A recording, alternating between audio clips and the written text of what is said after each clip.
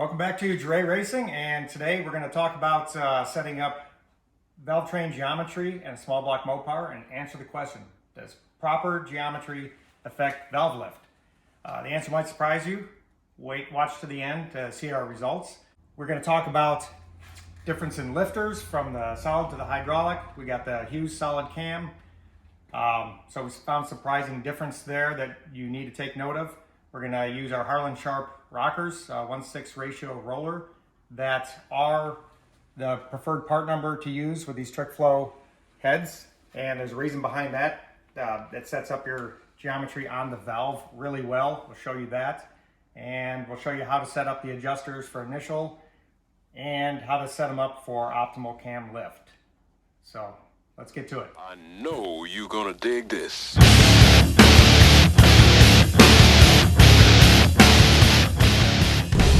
There we go. All right, let's start with the lifters because surprisingly that will determine what push rod you use. We're running a solid cam, and this is a Hughes lifter, which is actually made by Johnson Lifters, so it's a high quality lifter. This one is EDM. If you can see the hole, that is supposed to oil the face of the cam. This is our Iski hydraulic lifter, which served us well for a couple seasons. And first thing you're going to see is where the push rod goes in the cup of the lifter. We ran a 5/16 push rod. This is a 5/16 cup. If you go to the new lifter, that is definitely a 3/8 cup. And if you run a 5/16 push rod in there, you could end up with problems down the road. So we have to get a 3/8 ball end on the push rod, but on the cup end, we measured our Harlan Sharps, and we're gonna require a 5/16 cup. So it'll be a custom-made push rod. And again, this is something that the information was not readily available. We got it figured out. I just wanna pass that on. Different lifters will have different cup sizes. You have to match that with your push rod thickness. Some engines, 3/8 push rods clearance will be trouble. If you can see in here, our push rod holes are hogged out by trick flow to accommodate a 3/8 push rod. So starting with the lifters, make sure we're looking at the right sizes and you got the right lifter for your application. Okay, next thing that's important, this is a shaft mounted rocker arm system. This is a Harlan Sharp. Here's your part number, and that is a 1.6 ratio. And again, these were designed and the heads were designed in tandem to work together really well. We're using rocker studs and some really thick hold downs to get some real stable action. That's where the power increase is going to come from versus the stock stamp. But the important thing is you have to check if you need to shim your rockers or not. And when you bolt it up and you run the engine around, you're going to get a wear pattern up here. We'll throw in a better picture of that to see where the roller is running on the tip of the valve. And if you're too far to the outside edge, you need to raise the rocker and that will pull it in. We ran ours the other day and no shims, and it's gonna be set up right on the money, just as promised, but you still have to check it. Okay, so before we install the rockers, we have to do an initial setup. According to Harlan Sharp, according to Hughes engines, you don't want ever more than 2 threads showing out of the bottom. Then it starts acting like a lever and you can break your parts. The initial setup recommended for small block Mopars is 0.32 inches out. So I measure with caliper 0.32 inches. So that's our starting point for our initial check. You can see has a nice oiling hole. Maybe you can't see it just behind the ball. So good oiling. Yeah, a little hard to see, but you kind of see it right there. Got nice rollers. I think bushings would have been just fine in this, but this is how they build it. Looks pretty good. Roller tip. Pretty nice adjuster. So let's get these shafts mounted. All right, we installed the rocker arms, and what I want to show you really quick before we get started, this is the geometry that we're talking about if you have to shim to correct. With the valve going up and down, you want it centered. As you guys kind of see there, So bad camera angle, but it is centered for us. Yeah, we're on the money, but this is exactly what you're trying to check. If you lift that up. Well, kind of. Okay, and you can see the wear pattern. Yep. All right. Okay, our next step is to set up the dial indicator on the valve, and this is kind of time consuming, so we didn't video that. We made a bracket to hold, because this aluminum head, made a bracket to hold the dial indicator stand. We set it up where it can follow the travel all the way down without touching. This is where these check springs really come in handy. All right, so we set up the tip, we got the dial indicator set up. Next thing, we come to our adjustable push rod. This is to check measurement. And what we're gonna do is go to zero lash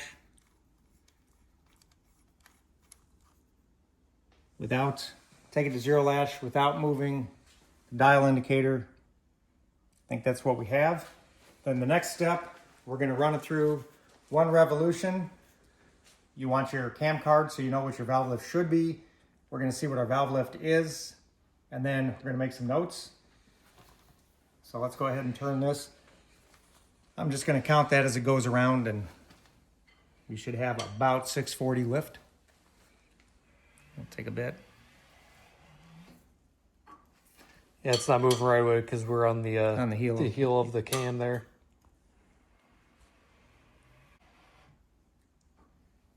It's starting to move.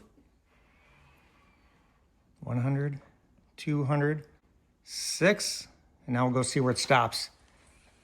10, 20, 30, 40, 1, 2, 3, 4, 5, 6, 7, 8, 9, 650, and it's dropping. So we'll make a note, 650 lift.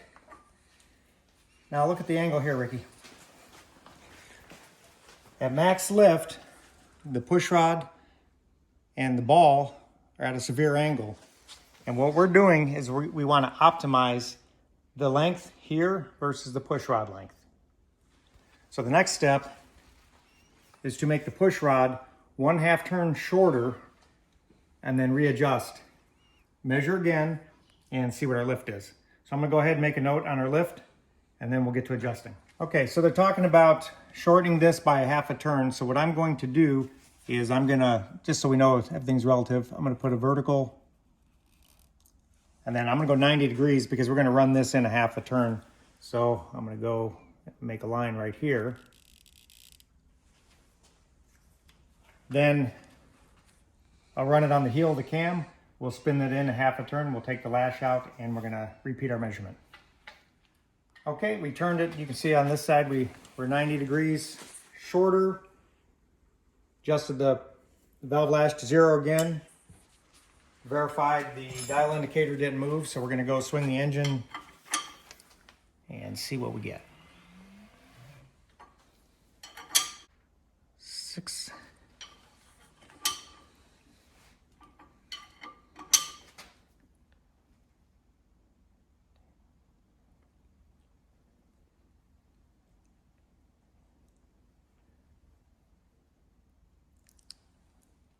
So now we're coming up to 49 and dropping.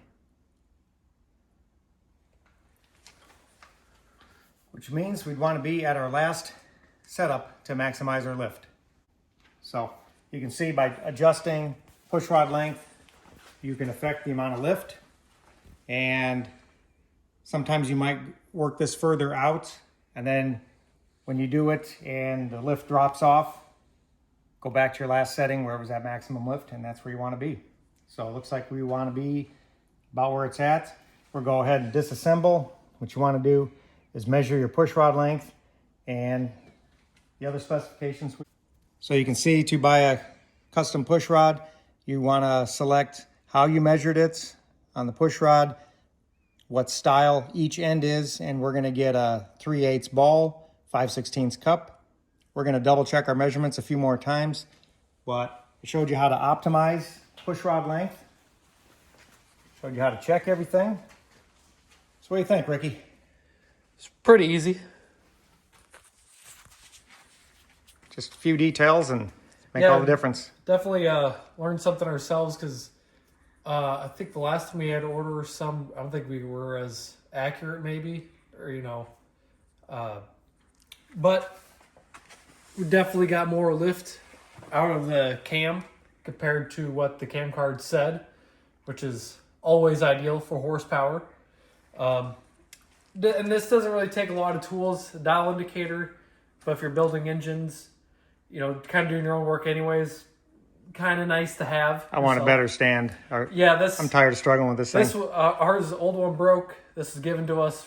Works good for now, but you know, make sure everything's perpendicular and plumb and straight for the most accuracy. So yeah, hopefully you guys learned something from this. If you're building your own engine, or you have all your stuff and you're trying to get that last little bit of power out of what you do have. So if you guys enjoyed the video. Before you close out, Ricky, if you have not seen our last video degreeing this cam, you might want to check that out. Degree your cam first.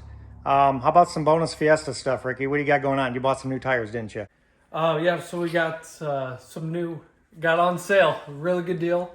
Some 225 50-15 summer only tires, so I can actually tune on the street. What's tread wear on those? 200 tread wear, so they're not, you know, track only, but they're a really good tire. So replace some of the ones I got, the 205s aren't holding it anymore. Hopefully getting some bigger injectors here soon, so make probably quite a bit more power. They're called 60% injectors, double sealed, so we won't be blowing out seals all the time. Get a little better engine compression, out of the cylinder, and a little more reliability. So those who don't know about this car, what are we doing with it next? Coming in early May 9th and May 10th. May 8th, 9th, 10th, yeah. Yep, and we're going to Streetcar Takeover called Kansas, but it's in Odessa, Missouri, Flying H Dragway, where we went to ET Finals last year. So brand new facility, really nice track, really nice facilities there. So that's kind of what we got going on next. What are you racing? We're going to be doing the 12.0 heads up index. They call the daily driver index 12.0. And we're going to be doing some roll racing. And they have different classes for that. I think we'll get a couple time runs on that. Put us in the slow class. Hopefully we're fastest of the slow class so we could win that class. Or unfortunately, maybe we're fast enough to be the slowest of the next class up. So I guess that's how it goes. So look out for Fiesta content coming out soon. This car is slowly but surely getting faster, and won't be racing 6 summer this year. That'll be the Duster, and that's why we're doing all this. But running NA class with the Duster. Yep, and that's kind of why we're trying to maximize everything we can get out of our 408 stroker. Trying to get into the 10s. That's the goal. So 1160 is where we're at. And yeah, hopefully 1099, but I have a feeling we're going to be quicker. We have a brand new hitch setup, and then we have a video for that a couple videos back. We ought to go back and check that out, how we did that, so we can tote more fuel, tires, extra gear, tools, and all that. So a lot of stuff coming up. Racing content's coming up real soon. I can't wait. Of course, we're not completely ready for any of it, but a lot of good stuff coming up. So hopefully you guys enjoyed the video. Hopefully you learned something. Be on the lookout for everything. Subscribe. See you in the next one.